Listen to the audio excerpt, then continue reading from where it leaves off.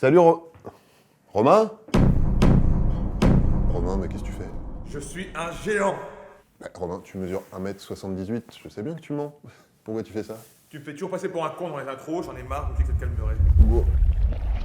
Romain, c'est pas vrai. Romain, mais reviens, je te demande pardon.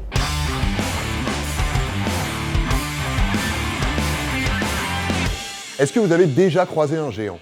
Je veux dire, à part dans les animés ou sur les boîtes de maïs. C'est très possible que non, parce que c'est très rare.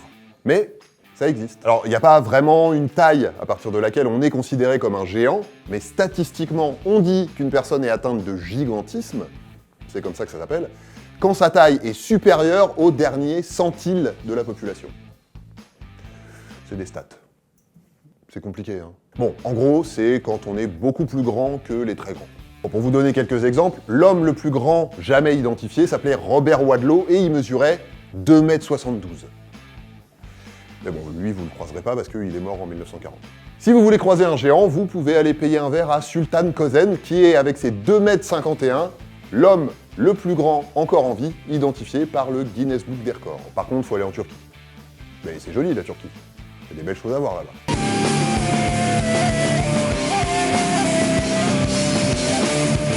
La plus grande femme de tous les temps était une chinoise nommée Zheng Jilian. Elle mesurait 2,46 m à 2,48 m selon les sources, et elle est morte en 1982. Mais attention, médicalement parlant, il y a plusieurs cas de figure. Il y a des gens qui sont juste très grands, c'est comme ça. C'est le cas par exemple de Yao Ming, qui est un ancien basketteur chinois qui a fait sa carrière NBA chez les Houston Rockets. Mais je suis sûr que vous avez déjà vu sa tête quelque part. Ces 2,29 m s'expliquent par le fait que sa mère mesurait 1,88 m et son père 2,8 m. C'était tous les deux des basketteurs chinois, ça fait quand même un beau bagage génétique. D'ailleurs, la légende raconte que leur faire un bébé, c'était un coup monté du Parti communiste chinois pour créer un sportif surdimensionné. Ouais, bon, bref, on s'égare. Mais les parents de tous les géants ne sont pas des géants. Parce que pour certains, c'est un peu plus compliqué que ça. Certaines personnes de très grande taille sont atteintes de ce qu'on appelle l'acromégalie. Acro, ça veut dire extrémité, et mégalie, ça veut dire grand. C'est une maladie rare qui touche majoritairement les adultes et qui se manifeste par un élargissement des os et des tissus, des mains, des pieds et de la tête. Des extrémités, quoi. Cette maladie, elle est causée par une sorte de tumeur, un adénome, situé dans l'hypophyse qui se trouve juste là, au niveau du cerveau, et qui fabrique plusieurs hormones, et notamment l'hormone de croissance. Et à cause de cet adénome, elle se met à en fabriquer trop. Alors, vous allez me dire, là, on parle que des extrémités.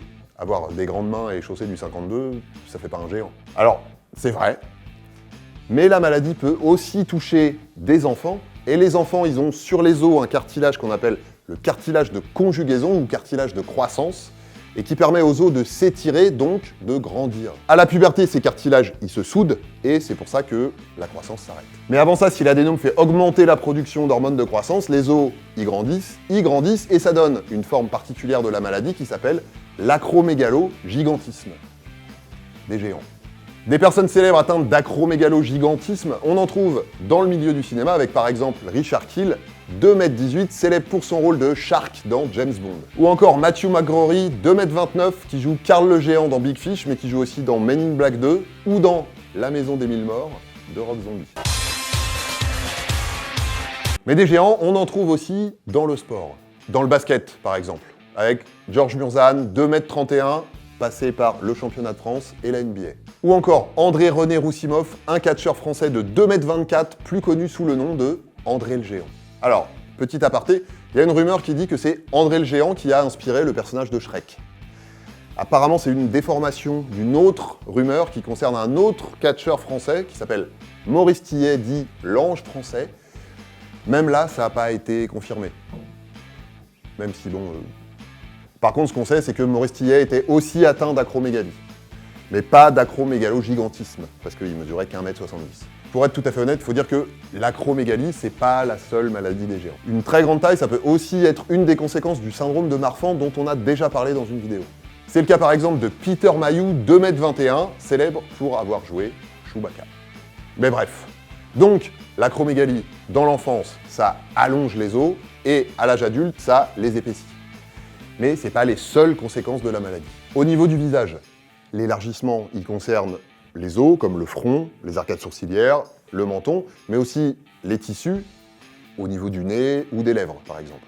Cette augmentation de volume, elle peut aussi toucher les muscles, le larynx, ce qui donne souvent une voix assez rauque et assez grave, et d'autres organes comme le foie ou le cœur, par exemple. Oui, parce que l'adénome, qui est à l'origine de la maladie, c'est une tumeur bénigne, dans la mesure où c'est pas un cancer, mais il a quand même d'autres conséquences sur la santé. En plus des problèmes osseux, il y a aussi un retentissement au niveau cardiaque et des difficultés à réguler le taux de sucre et le taux de graisse, par exemple. Évidemment, tout ça, ça arrive progressivement, donc c'est pas toujours très facile à détecter, mais par contre, ça se soigne. Soit on retire la tumeur, en passant par le nez, généralement. Autant vous dire que c'est une opération longue et délicate, mais ça marche bien, à condition que l'adénome soit suffisamment petit. On peut aussi faire de la radiothérapie, des rayons, si vous voulez, qui sont envoyés directement sur la tumeur pour la faire diminuer de volume. C'est plus long pour avoir des résultats et généralement c'est utilisé en plus de l'opération ou des médicaments. Parce que oui, il y a des médicaments qui font baisser l'hormone de croissance. Mais ils peuvent avoir des effets secondaires plus ou moins importants, surtout si on les prend longtemps. C'est pour ça que le plus souvent, on les utilise en complément de l'opération, voire des rayons. L'idée, c'est de réduire la taille de la tumeur, voire de la faire disparaître, et d'atteindre des taux d'hormones de croissance les plus proches possibles de la normale. Et puis évidemment, on peut soigner les conséquences de la maladie, comme le diabète ou l'hypertension artérielle, mais les géants restent des géants. Voilà, DTC, c'est fini pour aujourd'hui. On se retrouve très vite pour de nouvelles vidéos. D'ici là, prenez soin de vous et prenez soin des autres. Mettez-vous bien et surtout, portez-vous bien.